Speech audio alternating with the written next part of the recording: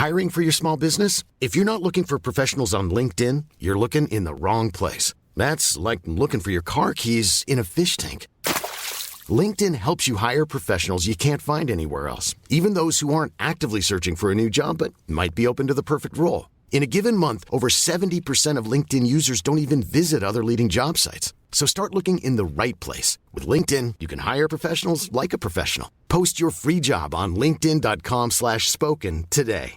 Hey, I'm Ryan Reynolds. Recently, I asked Mint Mobile's legal team if big wireless companies are allowed to raise prices due to inflation. They said yes. And then when I asked if raising prices technically violates those onerous two-year contracts, they said, "What the f*** are you talking about, you insane Hollywood ass?" So to recap, we're cutting the price of Mint Unlimited from $30 a month to just $15 a month. Give it a try at mintmobile.com/switch. $45 up front for 3 months plus taxes and fees. Promo rate for new customers for limited time. Unlimited more than 40 gigabytes per month. Slows full terms at mintmobile.com.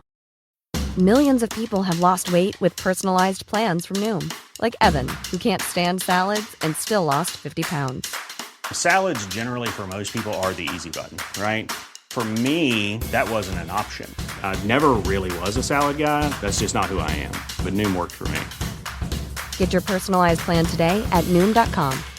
Real Noom user compensated to provide their story. In 4 weeks, the typical Noom user can expect to lose 1 to 2 pounds per week. Individual results may vary.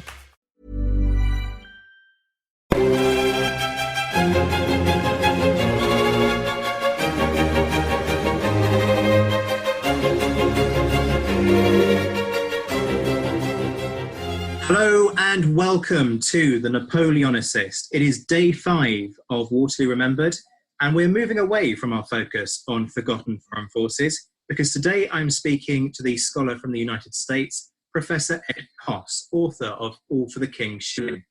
Ed, it's fantastic to have you on the show. How are you? I'm great, and I'm really glad to be here. How are you? I'm very well, thank you for caring. Yeah. Tell us a little bit about your general research interests. As I always told my students, I try to look at history, military history, from the bottom up. I am interested in the human factor in combat, the neurophysiological process by which men deal with or don't deal with fear in an effort to ascertain how then specific nations create combat processes, like with the British of the era we're talking about, this close range volley and charge, how that empowers or doesn't empower individuals and combat effectiveness. So yeah, that's what I've been doing for a long time. It's kind of a lonely field. I'm surprised that there aren't a lot of historians really interested in this, but doesn't mean I won't keep being interested in it. People will particularly know you for your book that I've just mentioned, All for the King's Shilling, where you looked at what motivated soldiers on and off the battlefield and what types of people joined the army, their experiences. What got you interested in that topic, first of all? I think it was my time. Well, I had started it beforehand, but I think my time in the FBI, they would always say we do things, you go into warehouses looking for bad guys because of fidelity, bravery, and integrity. Except that wasn't it at all. When you would go out in teams, you could pick the guys you wanted to go with in arrest teams. And you would find out quickly, and this is not to disparage either, because most of the FBI are accountants and lawyers. You'd find out that the guys who just weren't comfortable in that situation, so they would essentially like guard the front door of the warehouse. Well, thanks, but and once I saw that you started to form this primary group of these guys that you could really trust and that they could trust you, it empowered you to such a degree. And then the norms of all this was those guys who were guarding the front door, they didn't get the respect. They didn't care about living up to the norms they needed to do that, because for them, I think the fear overcame their need for that social support. But the guys who were willing to do the work, that was just fascinating to me. And so that's way back in the day, we were just talking 33 years ago, that I started to wonder about the mechanics, and stumbling as I first did, just looking through all the sources, the primary sources, the British accounts, when somebody like, I hate to admit this, I can't remember, I think it was Wheeler, said, "I have no family save my comrades." You realize what a close bond, and I found so many of those kind of comments in the soldiers' accounts that I began to think that there may be something really to this. And then I was fortunate enough to teach Command and General Staff College, where every single day I had captains, majors, and lieutenant colonels who, once they learned they could trust you, would come, and both in class and out, they would come to my office and share their stories, their reflections, and your ideas had a sounding board, an authentic, this is the real deal. This isn't just a mental construct that Ed came up with, but does it float with these people who have seen 5 deployments and seen the real sharp end of the spear? So that's where it started. And in a way, I suppose it helps with the research process when you're trying to tap into the mind of a soldier, that you have a lot of accounts, whether it's memoirs, letters, diaries.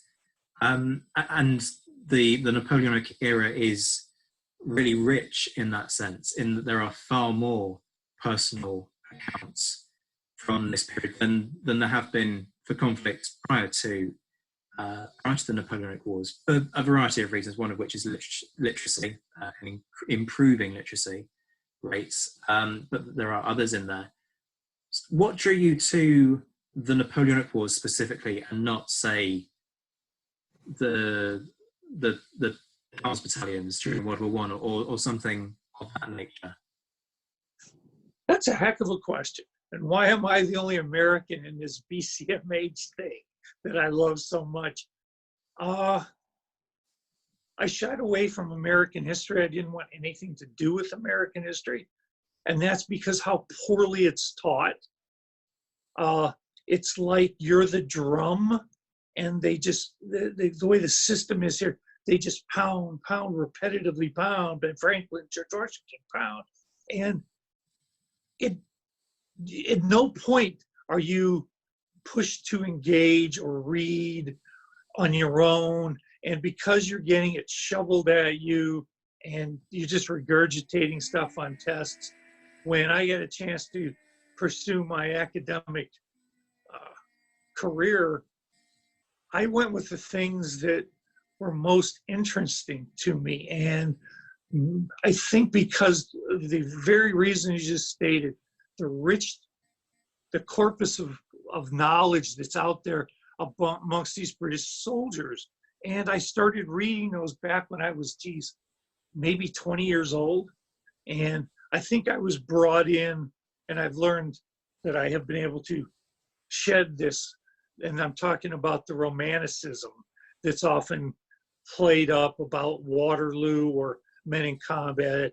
And I was just telling my wife that when you teach hardcore military history to professionals, and they emote and they share stories and they cry in class and those things, it can take a real toll. But the validity of the things I think that I used to read about, and I looked for patterns, and you saw them, that, I don't know, I could not let it go, to the point I ended up writing my first book there, is in an effort to figure out how all this fits together within the social and cultural construct. Why I picked it and stayed with it, I just think that they were so compelling. And you were drawn in maybe by the romance of Waterloo, but then you soon discover that about the men's lives, the challenges they had to overcome, and the role of the small unit in both in combat and off the battlefield experiences. I've had a lot of people ask me, why are you interested in British history? But I'm really glad that I chose it because of the people I have found in the BCMH, wonderful people who have done real academic work well beyond any of the buttons and bows history or anything like that.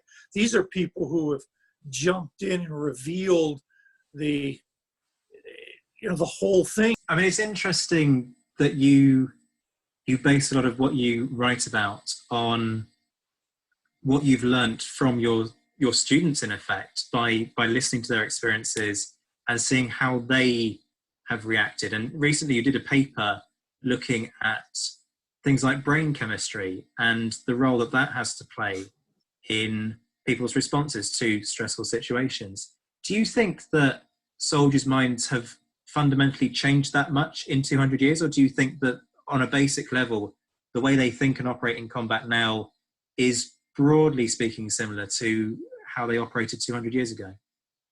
I don't think it's broadly similar. I think it's identical, because one of the things that brought my students, because history, and in the Army military history, is a drone-on, stupefying experience. But because I chose this bottom-up approach, and that I empower my students so much, I give them readings, they get in small groups, I listen, I facilitate, but I really ask them questions I don't have answers to, because if we're asking questions we already know, what's the fun in that? But because we look at the tip of the spear stuff that they've all experienced, it resonated with them. And then we would go era to era, and I would, of course, provide them lots of readings on that.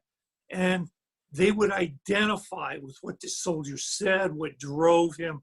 And my takeaway of this is how fortunate I was to be in an environment that pushed me beyond an intellectual, abstract understanding. There is this fidelity when you can share these things, listen to what soldiers tell you. And like with this, religion plays a great role. No, it doesn't. Not when the bullets are flying. My students will go, it's not about God or country or any of that, because it's about survival and what you do in those moments, which I found out so many fascinating things, like the role of oxytocin, which is the brain's, they call it like the hug hormone. And it has a remarkable capacity to dial down some of the negative effects of when you get the spike of cortisol, of being, when you don't think your actions will have any effect, when you're just there receiving, and now your body's pumping all this cortisol, which is the same biochemical for depression. You reduce what your actions are. You can go to submit. You just give in. But turns out oxytocin, if you give aid or receive aid from a comrade, oxytocin is produced and can help mitigate so much of that. And I was fascinated by it. I was also fascinated that you could buy it on Amazon. Okay. Oh, can you? You can, but of the research, no one has ever done yet. What is the proper dosage? When? Because it happens within the brain, and the fact that you can get a nasal spray of it for like $40 on Amazon, and it wasn't getting very good reviews because people would use it and expect some kind of cathartic relaxation, except they could be 260 pounds and this is a little thing. And it was comical, but that whole, how does an individual cope? The neurophysiology of this all lined up. And like with the British soldiers' methodology, we talked about close range volume charge. What you end up with is, because you believe you have efficacy, your brain now will pump epinephrine and norepinephrine, which have real positive outcomes on your heart rate, your metabolism. It's just, it all makes sense. But within the construct of that, it took me a long time to learn about that. And then I was fortunate enough that one of my students was President Obama's doctor.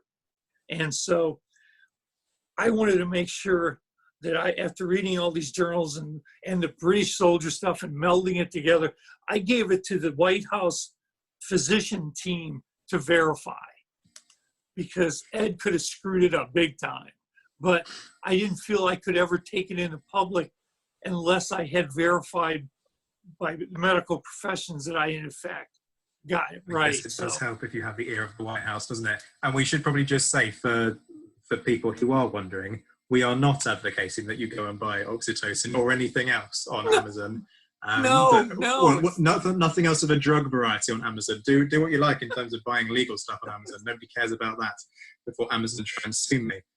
But please don't go searching for can you buy oxytocin. I was just pointing out how ridiculous it was, because there's no research yet on body weight, body mass index, dosage, time, duration, expectation. None of those have been, but there's a lot of interesting research just on the role of oxytocin. So I'm sure some pharmaceutical expert listening to this will have, if they're listening to this, will have gripped up their ears and thought, right, perhaps I need to see what scope there is to invest in there. Let's take it away from drugs, shall we, and take it back to some history.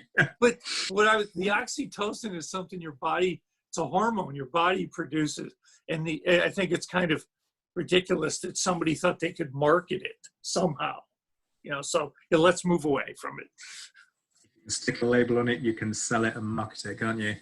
One of the big concepts that you draw upon in a lot of your research, but particularly in All for the King's Shilling, is the idea that's laid out by Stephen Westbrook of a compliance model. The idea that compliance of soldiers is a sort of a three-legged stool based on a sometimes quite complex and quite delicate and quite subtle mixture of coercion, remuneration, and reward.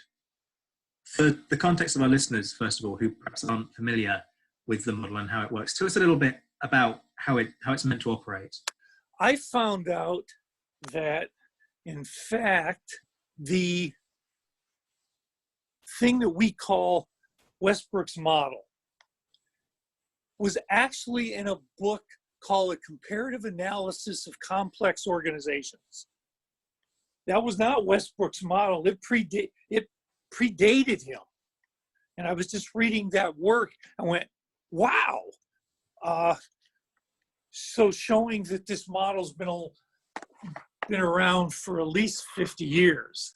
I think your description is apt. It's a nuanced, it's a subtle mixture of those three. And when we would talk in class about it, students say, every once in a while you've got to use coercion. Whether it's somebody gets a DUI, if you have a soldier who's not performing, they're going to have to bring in the threat of some kind of action to force a behavior. So the whole thing still applies today. And my students tend to hone in on the remuneration, because they'll just tell you, if I wasn't getting paid what I get getting paid, if I didn't get educational benefits, if I didn't have the retirement after 20 years dangling, most of them say I wouldn't be here, because they may have been brought in for patriotic or other reasons, but the remuneration aspect today remains a big deal. And then when you get into, of course, the normative, which seems to have more gravitas in regards to you can believe or do whatever you want to do with your own GI benefits. But the norms of this small group, when it beyond just what the military imposes, and of course, to be an effective unit, an effective soldier, you have to have an alignment of the norms of you and your small group and what the military needs. But it was interesting when I presented that to them, I learned to watch them as they had epiphanies sitting right there that, yeah, this model works. And then we would use that model throughout all the eras we analyzed and saw the shift, especially in Napoleon, to remuneration with essentially veterans' homes, medical treatment, retirement. Of course, we always brought up that Napoleon knew that if he died doing his work, he was never going to have to pay that anyway. But it's been a really good tool for students to see the transition to today, how that model pretty much captures leadership in some ways. I tell you what always really staggers me about the British during the Napoleonic era, though, is that there's very little in the way of remuneration because they're meant to be paid a pittance anyway. They lose a good chunk of what they get paid because it's taken to cover their food. When at the best of times, their wages are months in arrears during the Peninsular War. And what you particularly found is that the food they get, and most of the time they don't get the food that they're meant to, but even the food they were supposed to get wasn't actually nutritionally adequate. So on the remuneration thing, it's not so much that there's a leg there. There's a leg missing from this through stool. And yet the coercion on the face of things seems to be huge because you can quite easily look at the number of lashes that can be issued to a private soldier, which is 1,500 at this time. Okay, so they don't actually hand out that punishment. They tend to use somewhere in the region of 1,000 to 1,200 in the most serious cases. But it seems like it's all coercion, very little remuneration, but you see it very differently, don't you? I think the soldiers joined the army most of them out of some kind of, in some kind of economic desperation. So they think there's going to be remuneration involved. It's pay, food, and then they're shocked when it doesn't appear, because as much as Wellington would have liked to had the specie to buy foodstuffs and whatever, but he couldn't take the chance of rifling through the Spanish population like the French did. That had real strategic effects. That sometimes his callousness, I think, comes through, but it's more of a mission-focused calculated, well, this is what has to be done for me to accomplish the mission. The coercion is shocking, and it shows a lack of understanding of human motivation when you think you can take this unemployed weaver and beat him into some kind of behavior. But what I think happened is once they're enlisted for life, the vast majority of these men, once they're enlisted and they're in, unless they want to take the chance of deserting, and more than a few did, that small group, your mess group, I think really, really, really became integral into your day-to-day survival and your emotional support, and knowing you're going to stand in line with those same guys to your left and right. So in my perception of these things, the coercion actually drives you deeper into the group, into the normative component. I think the lack of food drives you to that small group to share food, to endure. Shared hardship is one of the great, I hate to use it, coalesces individuals into a group. So was it intended? No, none of this was intended on the part of the British military, but it happened. At least that's how I perceive it. That's what my soldiers all talk about, is that small group unity, the intellectual, the emotional, the physical support. So would I have loved to have been a British soldier at the time? Yeah, I'm glad my time machine isn't going to be, connected to that. I'm shocked at how well these men endure, but what choice did they have? Absolutely. And as you said, the conditions were horrific. And it strikes me that once people get absorbed into the primary group, or once that kind of group of comrades, once they get drawn in, the coercion kind of comes in a different way, because peer pressure becomes an element, and it starts to get tied up in your potential for survival. And this is something that I've looked at a lot in terms of why plunder is so rife and yet so little is done about it within the army. And ultimately, what I think it boils down to is that you need people to report on situations like this. The officers won't report on it because they know the men are starving.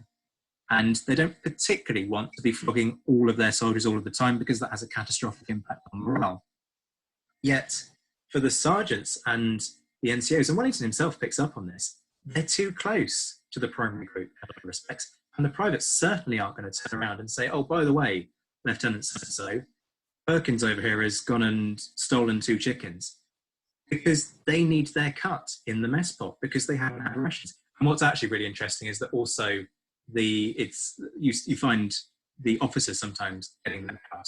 So it's a really complex picture. But the peer pressure element kind of replaces some of the coercion that you might assume was there. I think it's really subtle. You did a great job painting that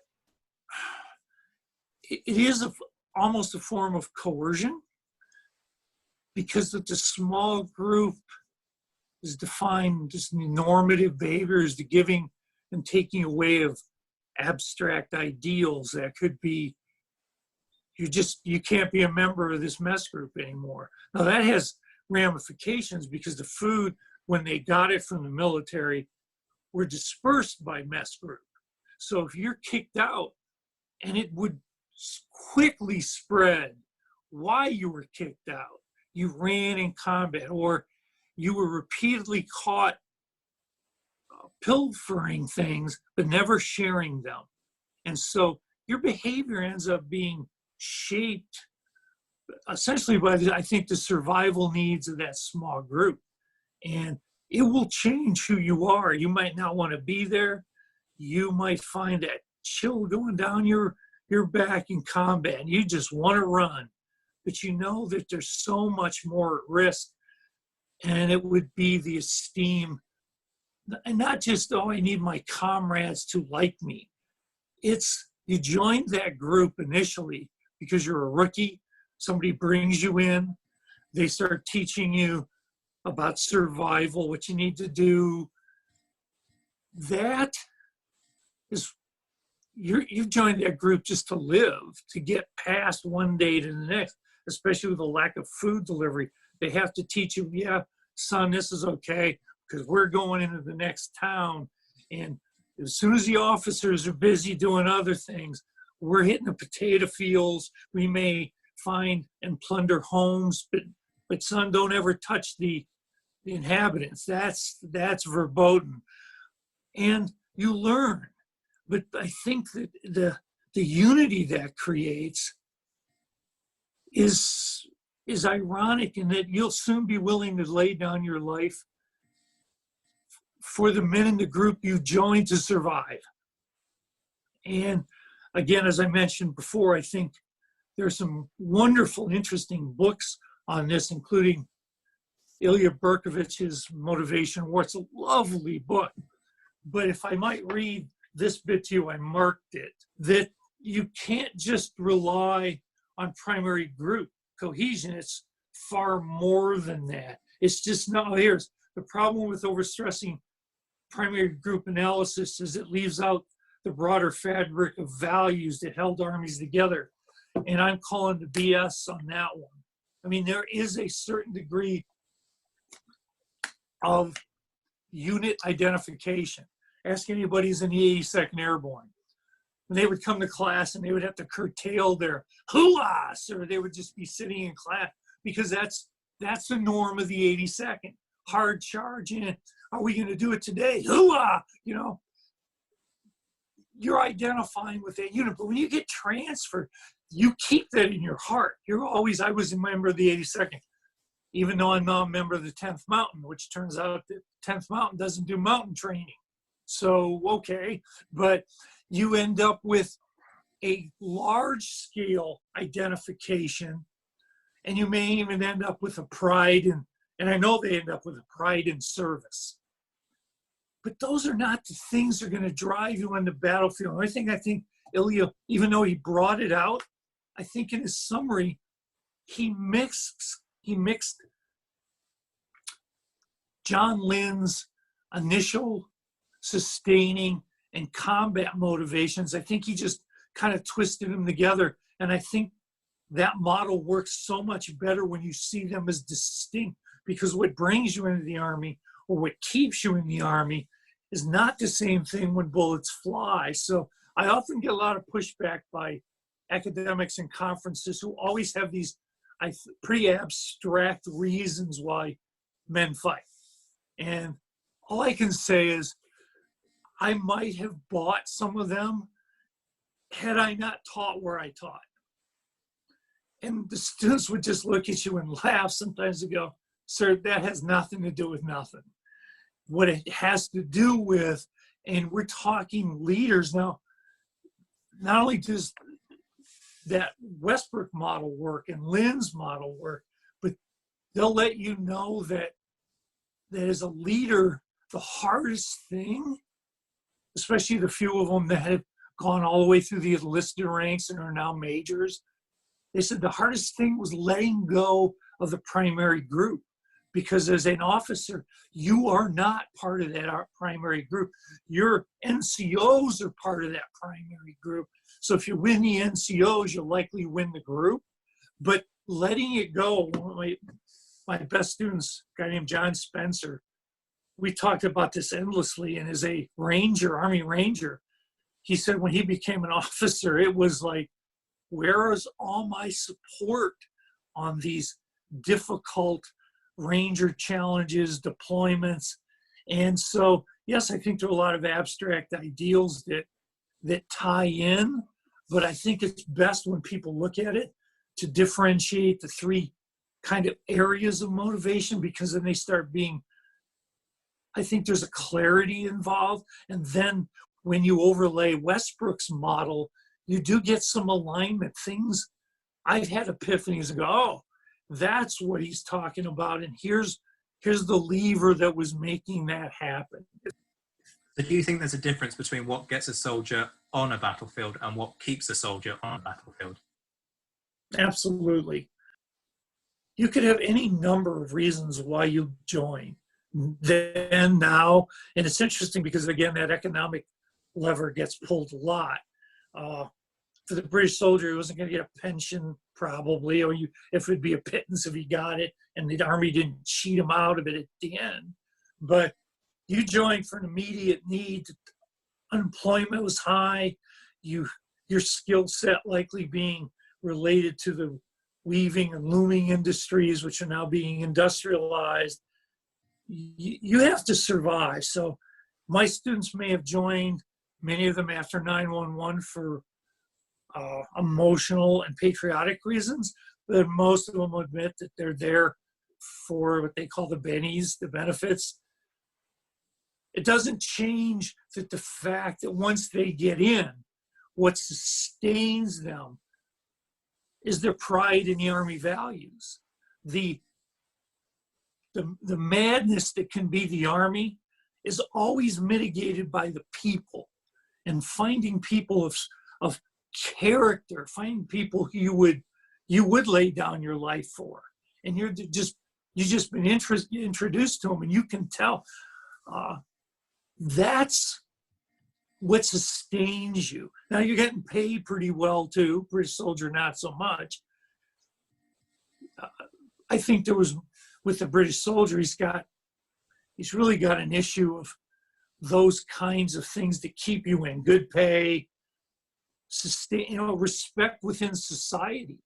Although it gets old with my students who are tired of being thanked for their service. Not that they don't appreciate it, but it seems to be when people say that, they can go, I've done my bit. And what they hope somebody would do is stop them and ask them where they've served. How long have they been in? Details that the soldiers are proud of. I mean, guys who have been on 6, 7 deployments, that's insane. But they're proud that they were willing to, and they stayed in because America needed them to stay in. That's what they view. That's a sustaining motivation, especially that respect thing, external respect, belief in the missions. But when you move to the next, you move closer and closer to combat, they'll be the first ones to tell you that all those things fall away, except the driving force of that small group.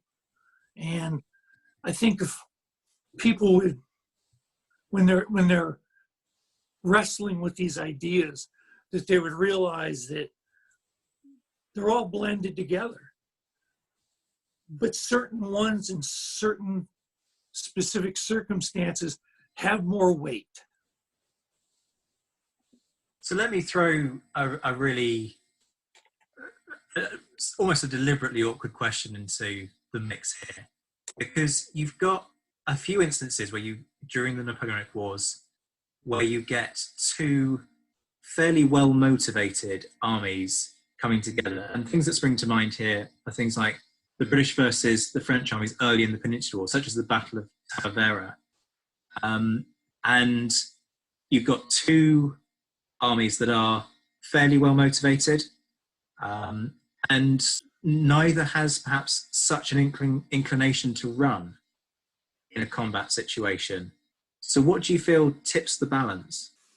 Well, I should have mentioned before that and you've heard my work on Napoleon, which isn't exactly sympathetic, but where he brings us into modernity is that sustaining portion. He's going to give you benefits, retirement, medals, which is so important to my soldiers. And not that they're craving the medal, but it's important to them and their unit to be able to disperse medals for people who show that singular moment and they're angry because the Army has become very parsimonious in delivering them, which my students would tell you, what's the point of having it and then having a soldier actually do everything that's required there and then not give it to him? So I think Napoleon brings us in far closer than, I think he was about 100 years ahead of his time. But when you get two motivated armies, then it's going to, and you can't be simplistic and say it's primary group alone. That's nonsense, because you have leadership plays a role, the weaponry, fatigue, belief in those leaders,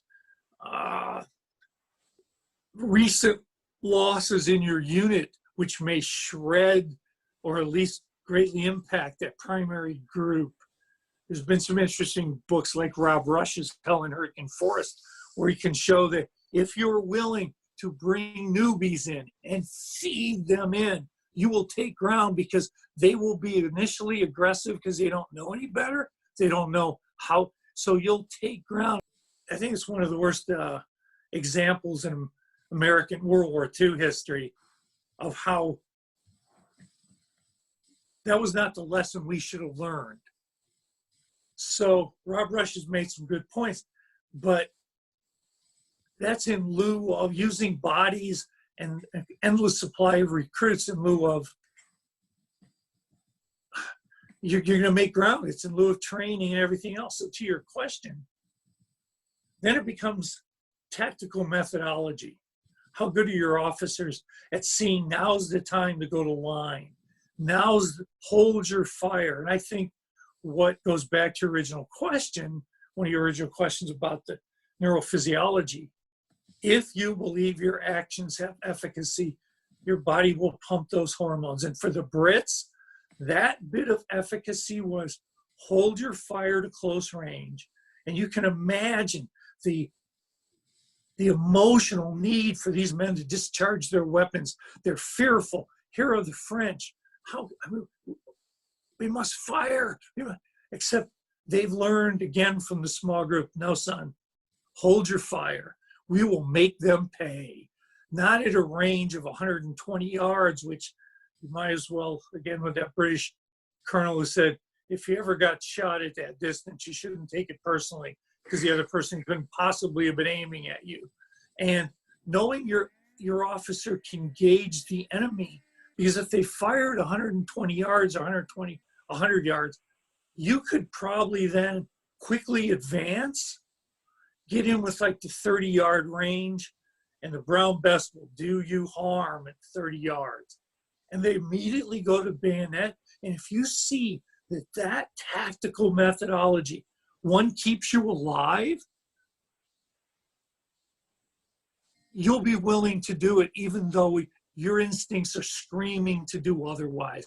So again, the alignment of what the military needs and what they do tactically with what the small group wants, which is survival and perhaps mission success. I'm not going to say they don't want to win, because they absolutely do.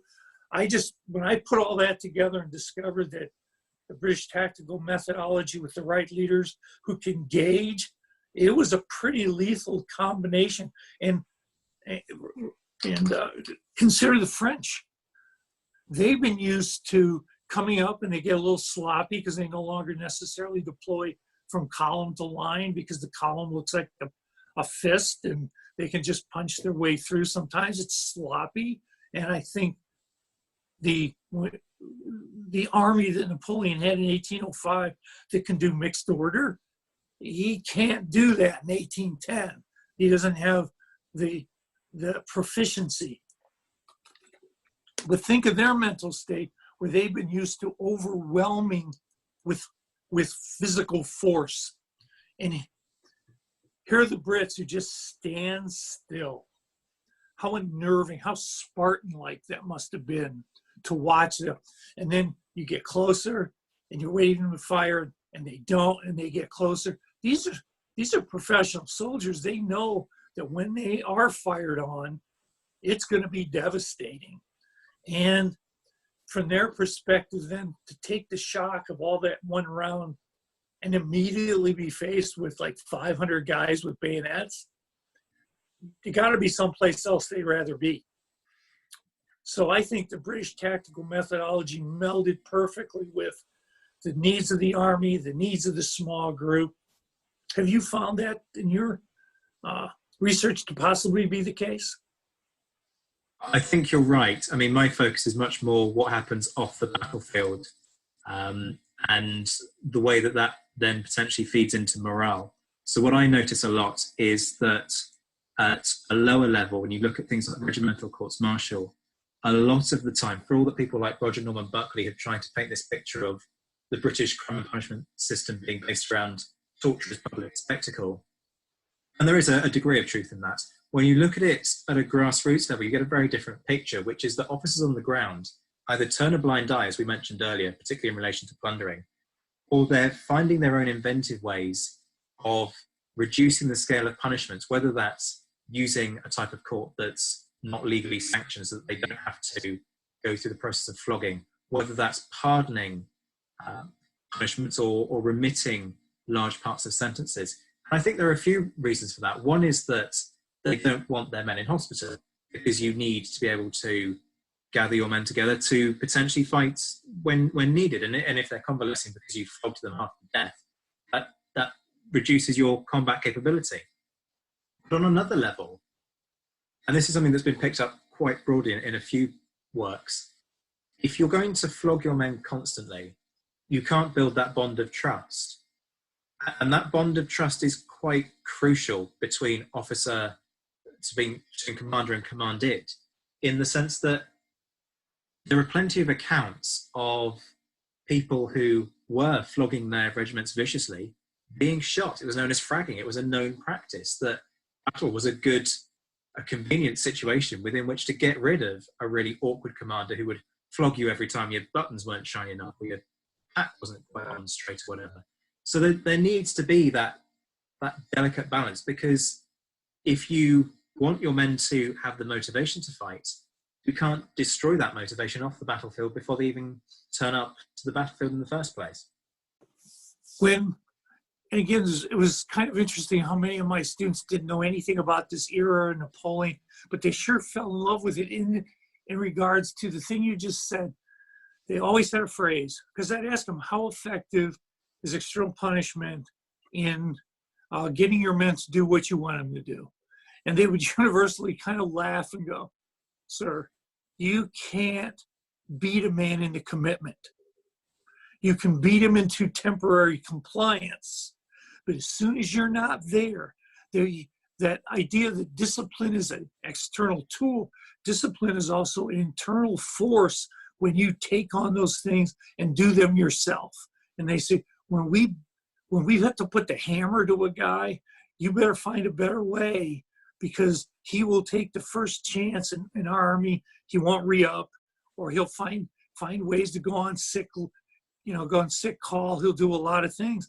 And they were just so matter of fact. You can't be a man in a commitment. You just can't. Now, we know that the level of leadership experience in the British Army, for various reasons, it ran the gamut from Crawford and,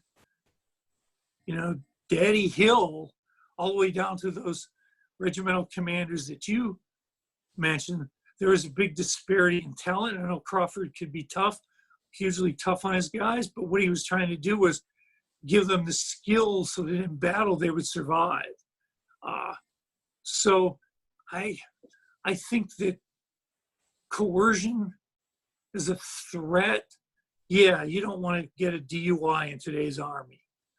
But on the other hand, you would just imagine what your men would think of you. And so, yeah, I think the most effective commanders found a way around some of these things. My instinct in it, and because it's not mentioned in the sources, except kind of peripherally, where you knew the officer was getting his cut when it comes down to the chickens or the pigs. And you'd have to think that there had to be some reciprocity, and because for that, he probably looked the other way. And the discipline, though, the small group of having to hold your fire and there was the one comment, as the soldier looked to his left and his right, as his men were his comrades were slowly advancing, bayonets leveled, he goes, I don't want to be here. But looking at left and right, he had to be there. It was one probably going to keep him alive. And there is external coercion. There's nothing like knowing you're going to be ostracized from the very men you most respect. So it's there, but he stayed in the line and he noticed the steely determination. And Joe Gilmartin, my main mentor, once when we were talking about SLA Marshall, because he wrote a great line that fears can be contagious, but courage no less so. So you can reciprocate and draw upon a well of courage that might be reluctant courage, but it'll be courage nevertheless. And each one of those steps, each one of those things where you knew that technique worked. When I first would show my soldiers some videos, and the sad thing about movies is they're so ahistorical as to be almost useless. But I showed them a bit of of a British unit serving under Frederick. And they did this. They leveled their muskets and they walked. And I'd stop it at various places and go, what do you think? And the soldiers who didn't, my soldiers that didn't know that process, that close range bayonet, they go, sir, that's insane. Because they're all going to get killed. And I said, well, look at the distance. What do you think the distance are? My students are really good at judging distances. And that's about 200 meters, sir. And I said, well, and I'd already passed around the musket. They'd already looked at it. And I go, what's the effective range of that musket? Oh, got to be under 100 yards, sir. So what danger are you in at 200? So they began to see that, wow, that technique, if you can hold the fire, and the men have adopted it because they know it keeps them alive.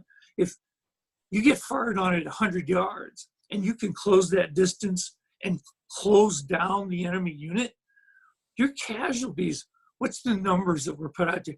What, about somewhere between 200 and 500 rounds had to be fired to cause a casualty? Well, that may mean that your unit got one guy that went down. And so as I believe in that technique, as I advance with my comrades, my body's pumping, like I said, epinephrine and norepinephrine. It's doing cortisol too, but the cortisol you can mitigate if you know what's going on. But to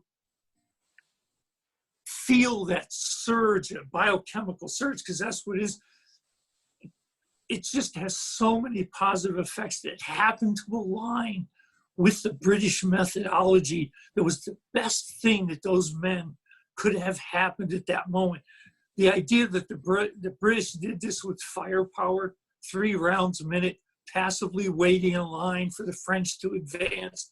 Think of what that would be biochemically if you just were waiting for it. I think the desertions in combat would have been grossly higher. I think the norms of the small group would have changed. That social experiment of how you can use the primary group to drive the right neurophysiology. When I got to pitch it to the Army Chief of Staff Strategic Studies Group, I said, for us to understand all this works, we need longitudinal analyses of the men. We have the data, the men, their backgrounds, their socioeconomic, status, all this stuff that we could play with. And it was interesting because John Spencer, that student, was in that group. He was part of that key 8-person group. He said, as soon as you left, he said, half the group said, oh, we know all there is to know about primary group cohesion and fear. And he said, the other half of the group said, we don't know anything about it. And he said, because they couldn't reach consensus, they didn't push it forward to the Chief of Staff as a priority. That data exists right now for every soldier in the Army. And if we could figure out things and where stressors are and how you can mitigate that, maybe in combat, maybe out, we could do a lot if we would open it up to professionals. But sorry, I go on. I got excited when all this, the nexus of the British soldier technique, primary group, neurophysiology, and it all seemed to me to bring a clarity and understanding to the British in the field. And I think it was remarkable that the men stayed around, but if you're in the middle of Spain, where are you going to go? Absolutely, and that is played out quite clearly at the end of the Peninsula War, when for a lot of the Peninsula, the desertion rates are remarkably low, certainly sort of never above 0.1%, sometimes 0.2% of forces that are on active service, if that. And yet when you reach the end of the Peninsula War, when the war is over and the Army can't track you down anymore, and there's also an issue with the fact that they're not taking the soldiers' wives that have been picked up. The French wives home, yep. Exactly, they're not taking them home. What happens to desertion? It rockets, because now they've got somewhere to go where they can't be tracked by the Army. You can get away with it in a way that you couldn't before that point. One of the reasons I read that, and I chose William Lawrence, but I read the recent thing on Waterloo. I chose him again because the man was illiterate, yet he was a sergeant, which meant he somehow found a way to get somebody else to do the company books. But he's one of those that gets his French wife on the ship. And you just wonder, his allegiance, I think, to his French wife, Clotilda, was such that he was going to go where she went. And how many of the men, though, got on the ship, were going back to England and thought they would come back and find their families, and never did. So yeah, what strikes me, though, about the desertion rates is how could they be that small when you have between 25 and 33% of the Army in hospital for various maladies. I think most likely the tie between immunosuppression and nutrition, nobody knew. Well, they kind of knew, but these guys they're so susceptible to all these diseases. And today, if any of my soldiers would have had their company with 33% of the guys on sick call, they would have been immediately relieved. But with those numbers and the men having to pay what was left out of their pittance that they got from the Army and pay for their own medical care through the Army, how the desertion rates weren't higher, I think speaks again to they were enlisted for life. I think they found a home, and a home is where it's not a house, because British soldiers certainly didn't get that out in the field. But what they did find was people that would support them, people in that primary group who would sustain the unit identity. The regimental identity is a thing, and I'm not going to deny that, because on campaign, I'm sure you were. I'm an honorary colonel in the 88th Foot, the Devil Zone, and I have a lot of pride in that, right? Because you know what your unit did, it's battle honors. So yeah, that's real, but that's going to sustain me between firefights. But who's going to sustain me? Who's going to pump that regimental history? The older soldiers in the group, right? You're not going to hear that from your officers, but you most likely will learn that. And we talk about it too, even in America, that sometimes our real leaders, they pay lip service to Army values. Now, I'm talking to civilian leadership outside there. They pay lip service, and they will use and send the Army to places in a very cavalier manner. But that does not change the soldiers' view of the 7 Army values. They know that could be unethical, it was cold-hearted, but I think that the small family, I don't know, they enlisted to get away from an environment in which they had no status. And I don't think that's brought up enough. If you do your job in a small group, you gain status. Let's talk a little bit about the officers and where they fit into the picture, because we've touched on them in a roundabout way. But there's a real sort of contradiction at the heart of the British Army's success against Napoleon's army during this period, which is that Napoleon's system is fairly egalitarian. Certainly it's ahead of its time in terms of promoting people based on being able to do a good job. Right? Meritocracy. Exactly.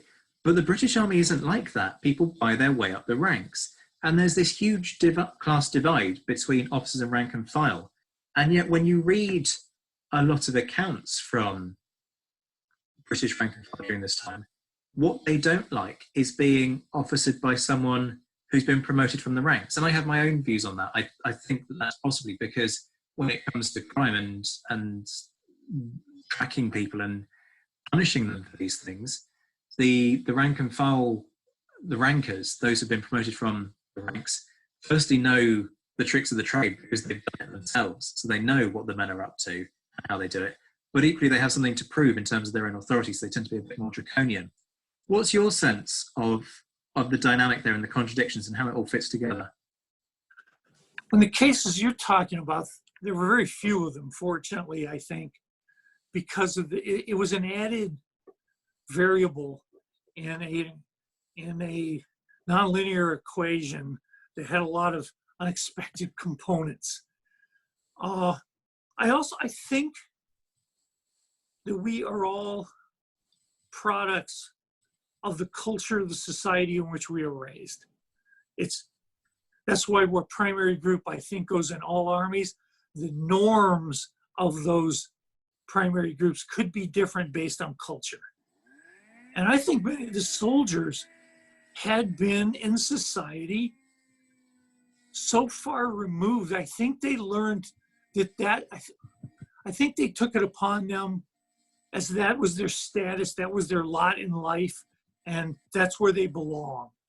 Now, you being a wonderful Brit and my good friend, and me being American over here, we have the idea in our heads, we both did, that we could go get an education. We could put it all on the line based on our intellect, the people we attach ourselves to, our willingness to do the work. And we can rise to remarkable places, right? A British soldier doesn't have that opportunity. He thought that's where he belonged. And I think the British soldier, I think that plays into it. So when the officer comes from their I think it's psychological. They like being led by officers who they believed justifiably were of a different social class. I think they had belief that somehow that made them better men. It didn't. But I think that they initially were comfortable with that. So I think your point too, that if you have a guy coming out of the ranks, he knows all the tricks. And who wants that? Because you got to work the system. But I think it was also that they just believed they should be officered by men of quality. As far as the disparity in the quality, and there was a great disparity. When you read officers, their entire peninsula were accounts, and they mention the soldiers under their care like twice in 300 pages. But they talk about the various food by area in Spain. They talk about the lovely dark-haired beauties they encounter in Spain. And if you didn't know better, you thought the guy had gone on holiday, because his focus was fundamentally different than the soldiers. So from what I've been able to ascertain, what it comes down to, the bond between the soldiers and the men, was how harsh was the guy, but of equal importance, how good was he in combat? But there was one guy said, we divided our officers into two types: the come on boys and the go on boys. And if you were the first, they're going to follow you. I'm amazed at how the men would follow when your battalion is now led by a lieutenant, because everybody else has been wounded at Waterloo. And they would do what they needed to do. And that lieutenant was probably what, 22 maybe, with very little. But the men did what they needed to do, partly because of identity. I think huge of it's survival. It comes down to competence. And I think the disparity between, I've never been able to get actually a handle on numbers. How many of these guys were decent tactical commanders? How many of these guys were decent with their men? Because you only tend to read about the guys who are barbaric or totally incompetent. So maybe you'll eventually come up with a better gauge. But I think the British Army was strung together by talent, but not a lot of it at the officer level. Wellington's expertise and the willingness of the British ranker to soldier on and do what needed to be done. But I don't think he did it because of external coercion. And remuneration just doesn't factor into it, unless you're after Vittoria, and then maybe you got really lucky. But I think they do it because where else were they going to go? They enlisted because they had no status in society. Now they have status, and they have comrades and a family. I think that's the core. They have a unit identity. Why would you leave that if you were an unemployed weaver? So let's add another element into the mix, which is soldiers of a different nationality. Because only a third of Wellington's force at Waterloo was made up of British troops. You've got a large Dutch contingent, King's German Legion, Brunswick troops, and there were some genuine concerns about the loyalty of particularly Belgian troops to potentially Napoleon, and whether that was going to play a factor in hamstringing the army over the course of the campaign. What's your sense of how British soldiers thought about soldiers of other nationalities?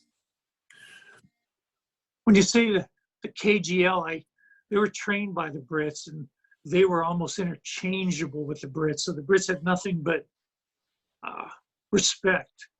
I think it comes down to, if you're asking from the viewpoint of the ranker, it's, could these guys hold? Do they do their job? Because if your unit flees or refuses to advance, my flank is likely flapping out there, and that's going to have a detrimental cause to my unit, to my comrades.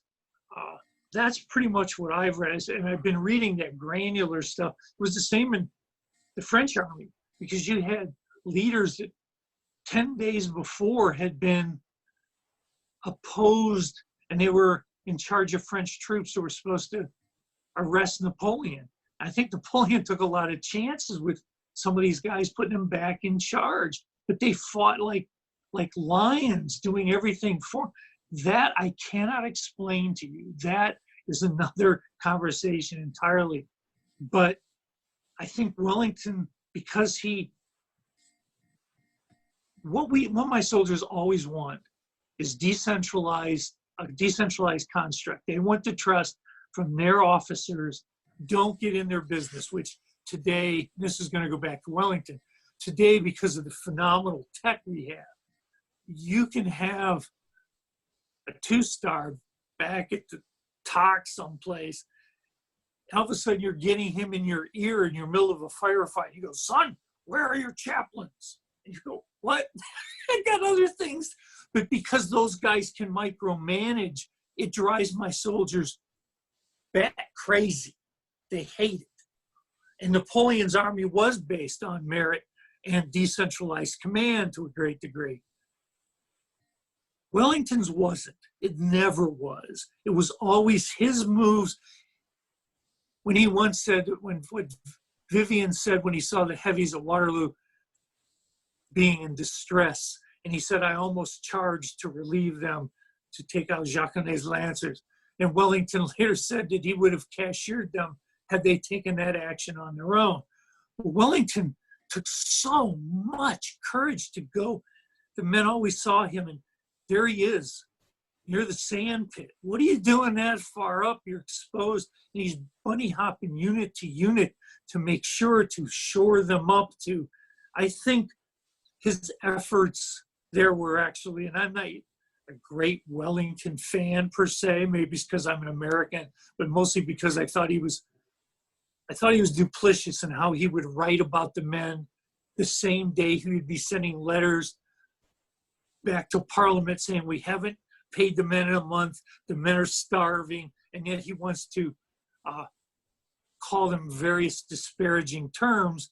So I'm not a great fan because I like honesty, but he held that group together. But I think the British soldier, KGL was fine. If you held your line, fine.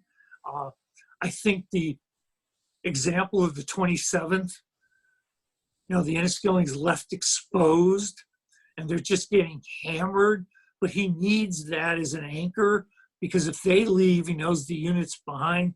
It was truly a near-run thing. I have a friend, and now this is going to make it odd, but we're going to do a recreation of Waterloo, but we're going to change the order of battle a little bit, so that, because Wellington didn't know the force structure of the French, and the French didn't know which of those units were which, and we don't know when the Prussians are coming in. And I've chosen one of my most talented students ever, and he's going to be Wellington. And I wish him luck because I don't think he can pull it off. I'm just saying, if you ran that battle 10 times, I'm not sure the Brits are going to win 4 of them. And maybe that's generous. I have some own plans. I'm going to be Napoleon. And don't say any comments about ego or narcissism there, young Zach White. My lips are sealed, my friend. But it's such an intriguing thing. And I already warned him. I said, you have a mixed force, and you're going to have to decide how to deploy them. Proximity to British troops would be good. Don't clump them together. And then what are you going to do? And in most of these sims, including the guy who's very bright, who runs these sims, they bought, I think they've only, their true depth of Napoleonic understanding is they watched the Sharp series on TV, which I love, but it's not the 3 rounds a minute nonsense. It's other things.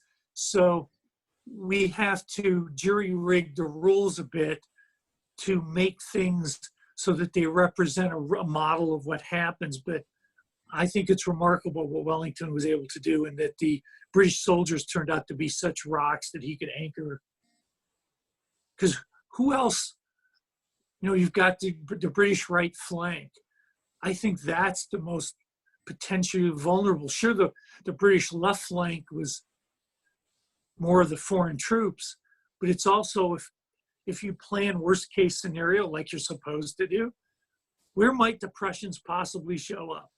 So you can't commit to the right, but he might have committed to the left.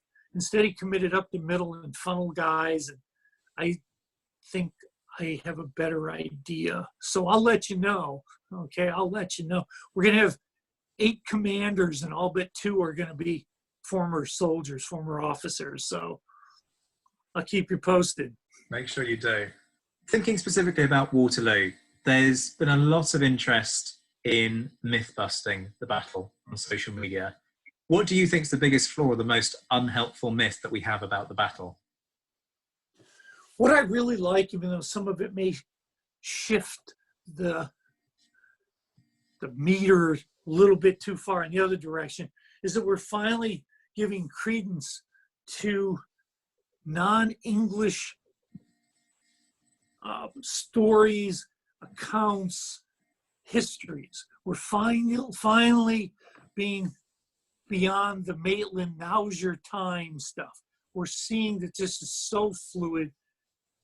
The thing that to me is the most important, and it's been talked about at the conferences, is I had an ancestor, although my ancestor was in the light company of the 1st Foot Guards defending Hougoumont.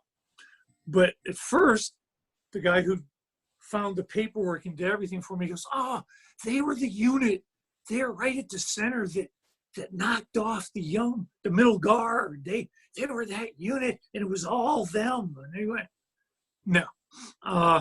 That's the myth that I think flowered and grew into such a pro-British, an elite unit focus, as opposed to let's look and see that command, that independent command. What is it?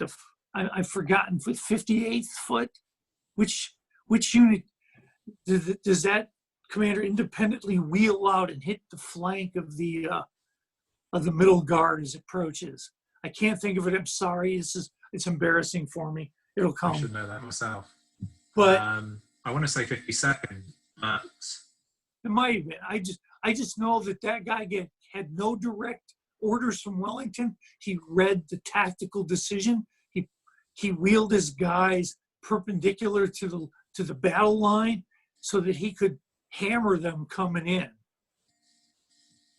And then all the accounts of,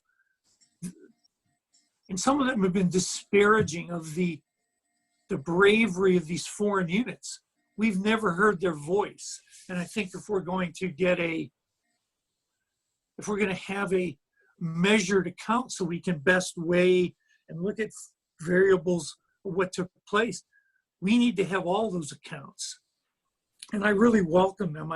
That's some of the things I've been reading recently of those accounts, because I'll admit, I was brought in under the romance and glory of Waterloo. And it was the #1 place when I was like 19 years old I ever wanted to go. And that's because I was reading, Sutherland's Men of Waterloo, that kind of approach, that romantic, stilted stuff. But it certainly will hook your heart until you realize there's a lot more to it than this. Sadly, over here, most folks aren't reading even into 200th anniversary. I've just had a look. It was the 52nd late. Okay. 52nd. Thank you. That's right. One final question from me. The focus of the Waterloo Remembered programme is, of course, about remembrance and encouraging people to reflect on the battle, its significance, and the human sacrifice. What does Waterloo mean to you personally?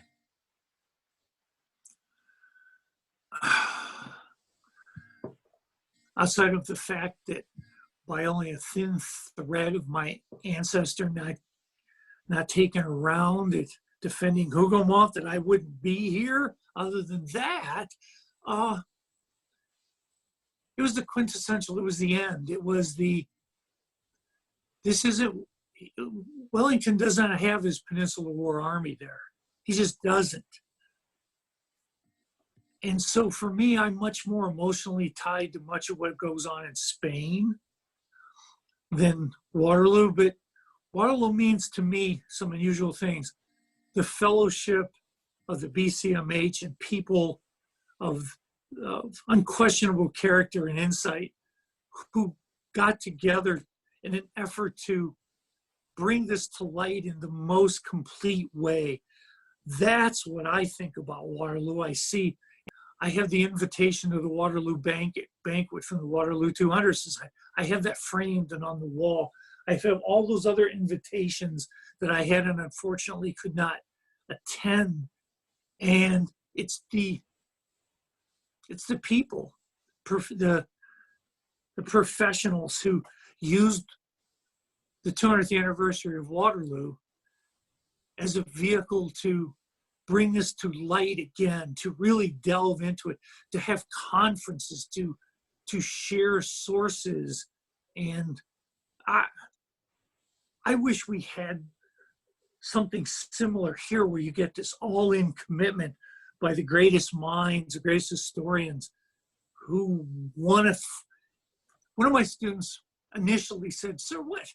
History, it's all done. What's to learn?"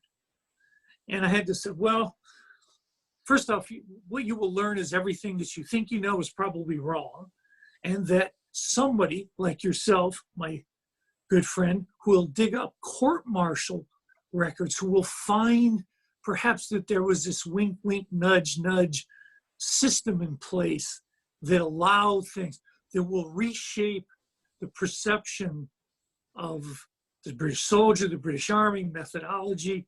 That's what we do. And so it's alive. And I just love the whole BCMH approach in the Waterloo 200 Committee. I was really engaged with, and that's what Waterloo means to me.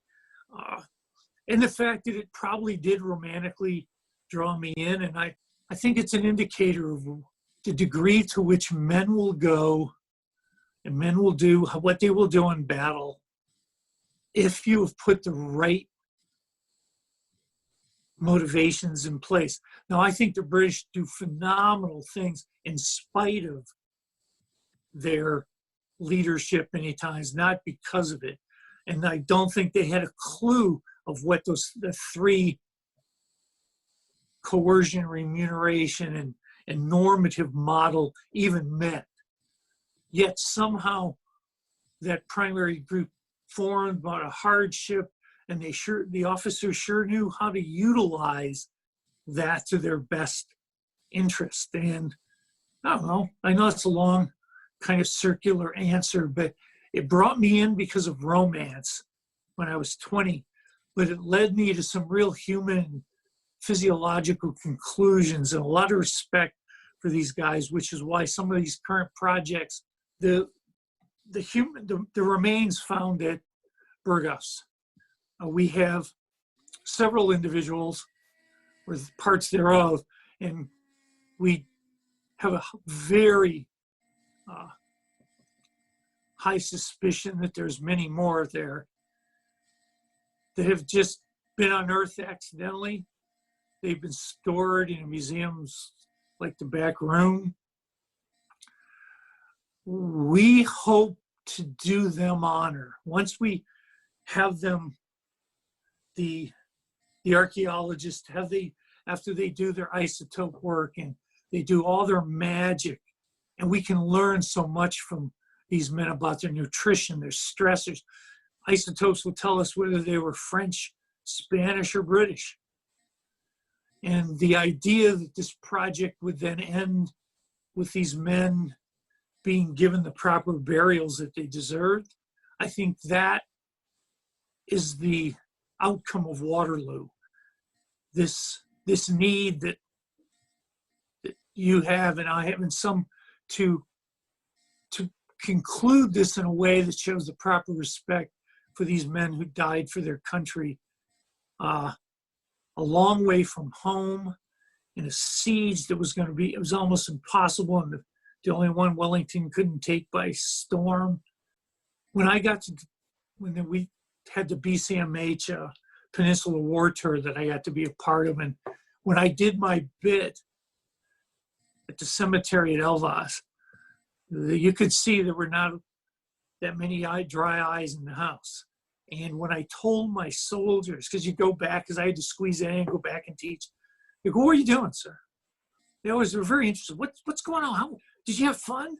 And I told them what I did, and they had nothing, but they were in awe that a group of folk would get together in such a way as to pay their respects for service, and they were all for it.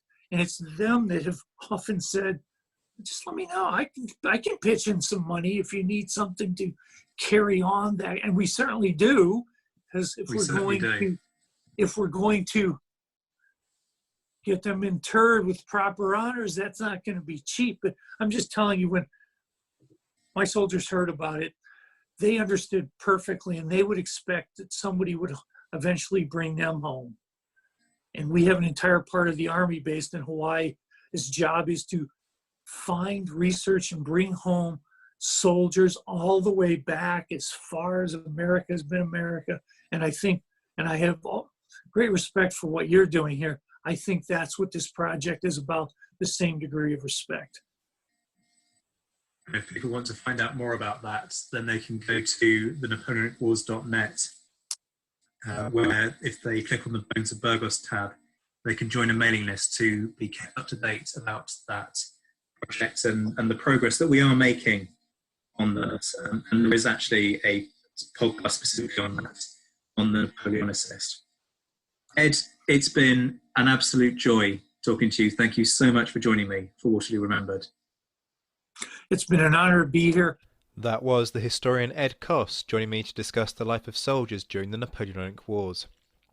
And Ed's book, All for the King's Shilling, is available to order online now. Remember to join the conversation on Twitter and in the forum at thenapoleonicwars.net. What are your thoughts on what motivated a soldier in combat? Do you identify with some of the phenomena that Ed outlined? Remember to use the hashtag Waterloo Remembered, and please keep spreading the word. I'll see you tomorrow when the emphasis on the human and personal impacts of war continues, as I'll be talking to the archaeologist Stuart Eve and Army veteran Ben Mead, both of whom are part of the Waterloo Uncovered initiative, about what the project has discovered whilst digging and surveying the battlefield. Until then, I'm Zach White. This has been Waterloo Remembered from the Napoleonicist. Take care, my friends. Stay well, stay safe, and as always, thank you for listening.